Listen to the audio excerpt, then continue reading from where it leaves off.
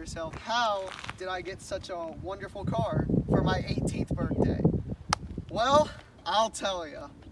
It was not easy, let me tell you that. And I mean, same strat as last time when I got the A7. Basically went online and found rental places around, and here it is, a rented R8.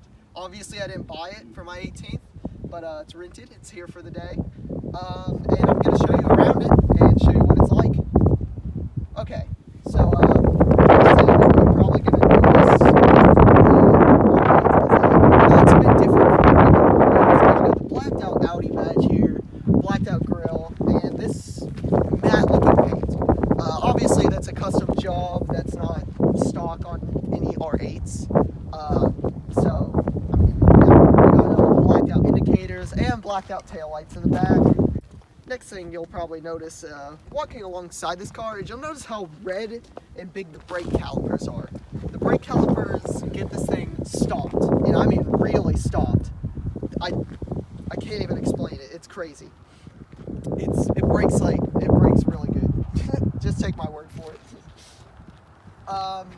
And I mean, the next thing you'll really notice is black mirrors. I'm pretty sure this was the original paint of the car, but I'm not too sure. Okay, so one of the next things you'll notice is this massive air intake here, because obviously the R8 is a mid-engine car, and that big V10's got to eat a lot of air to be able to breathe, obviously.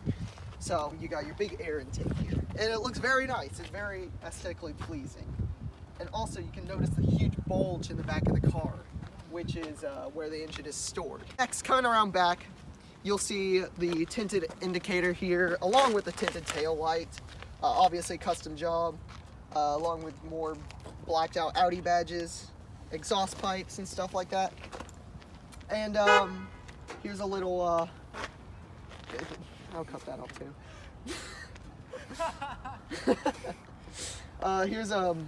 This is a wing right here. I can show you what that looks like here. Let me grab the keys in my pockets. Also, I'll give you a little bit of engine note while I'm at it.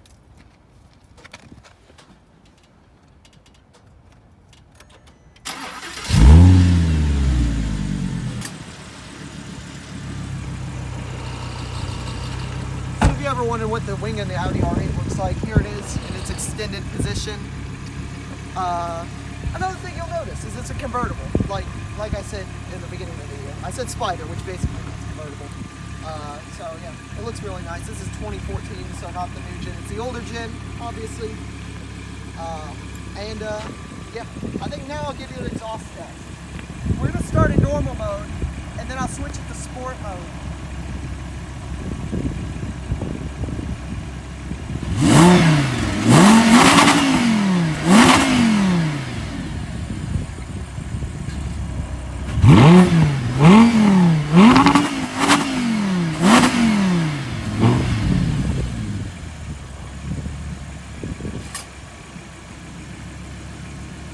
So that's the exhaust.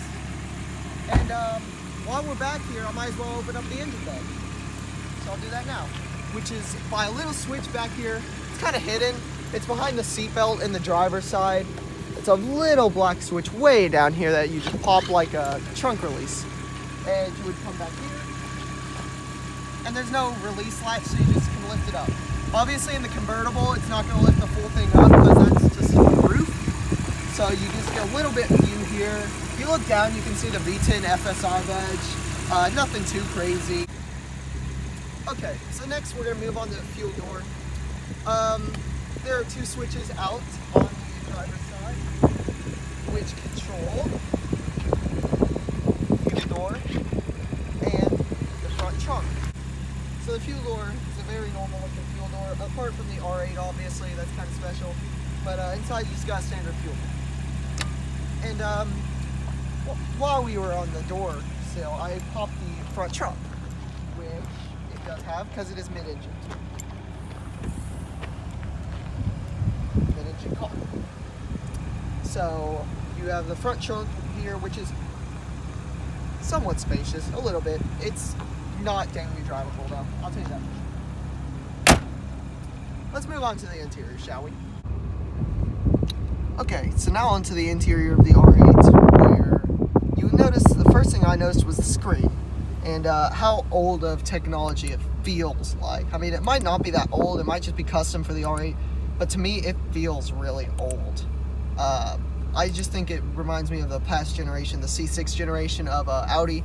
And I mean, of course, you got your button here that can flip the screen slightly, give you your DVD player and SD card slots, which is nice. And of course, you got all your buttons here for controlling the menus.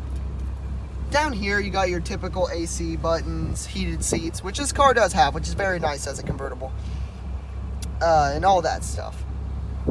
So next, you have the center screen here, which I didn't know how to work at first until we looked at the menus.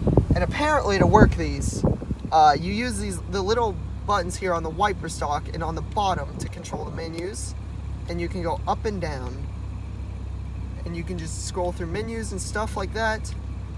And yeah, that's that.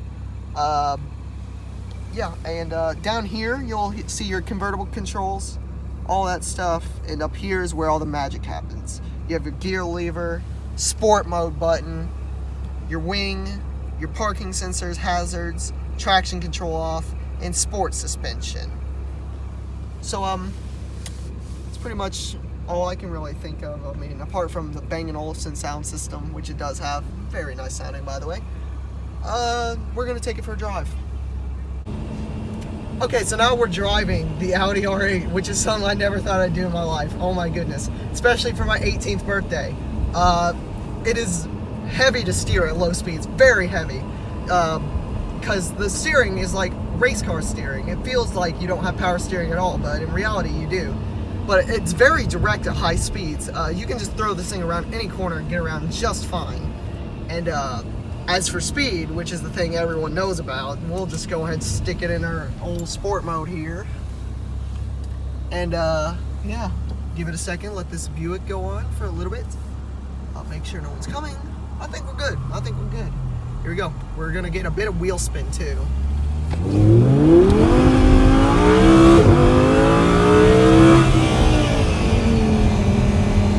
That was 60.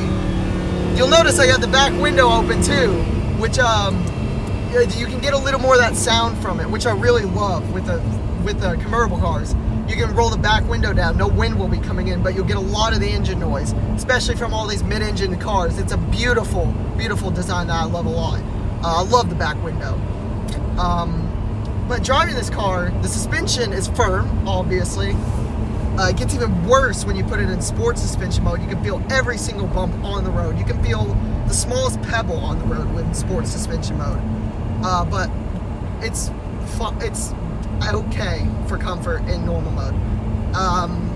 The handling is incredible. Acceleration, 3.5 seconds 0 to 60, which is blisteringly fast when you actually get to drive something that fast. It's ridiculous. And the throttle response is very touchy, obviously, when you're in sport mode. It's better in normal mode, but like I'm just tapping the throttle a little bit right now in normal mode, not much is happening. I go into sport mode, which loudens the exhaust. I'm doing the same tapping motions. Very direct throttle response when you're in sport mode. And braking is insane. Like I said earlier, these brakes are incredible. The best brakes I've ever felt in my life, easily. Of course, driving experience-wise, this car is the best I've ever driven in my life. We're in a turn here. You'll see how good the braking is and handling. It's really nice. It's incredible because the engine being in the middle, I've never driven something mid-engine before. So it's just a crazy experience to drive. And I mean, the only real downside to driving an R8 is just the suspension, how rough it is. You can't daily drive it from that. I see that as the biggest reason you can't daily drive this if it's your car and you only have like one person, yourself, owning it, because the suspension just knocks everything out of you. It's really hard on your back.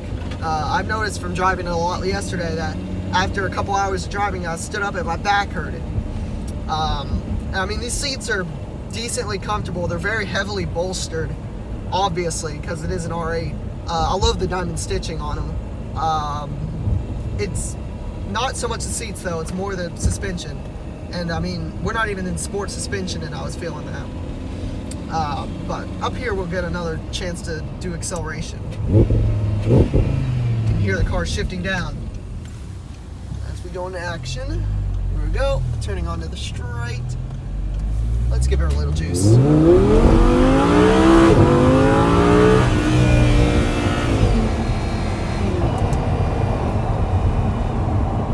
Yeah, so obviously brutal acceleration.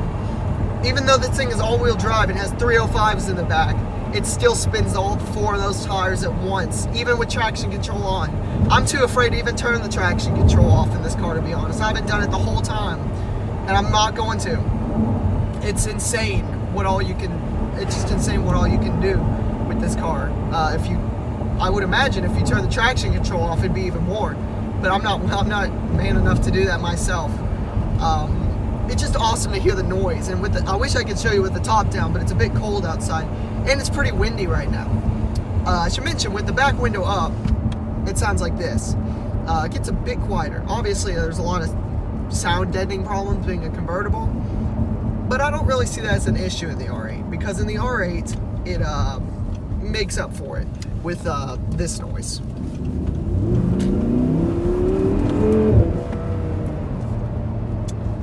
I see that as worth it in my eyes. And this car never failed to make me smile once. And it's just incredible. I should probably mention, to put this car in park, I forgot to mention this in my interior part, you put it in neutral and pull the handbrake up like a manual, even though it's not a manual. There's no clutch pedal. It is a dual clutch 7-speed automatic. It's very nice to drive. It shifts instantly. You can see here. 5th gear. Very nice to drive. Do I want to give it up? No, I really don't. But it's pretty much all I got for it, honestly. Yeah. So thanks for watching. If you liked the video, do your thing. Buy our products, laurenproducts.com. That's not the website, zazzle.com/laurenproducts, or go to laurenphotos.info. Follow us on Instagram at lauren_hub. Thanks for watching.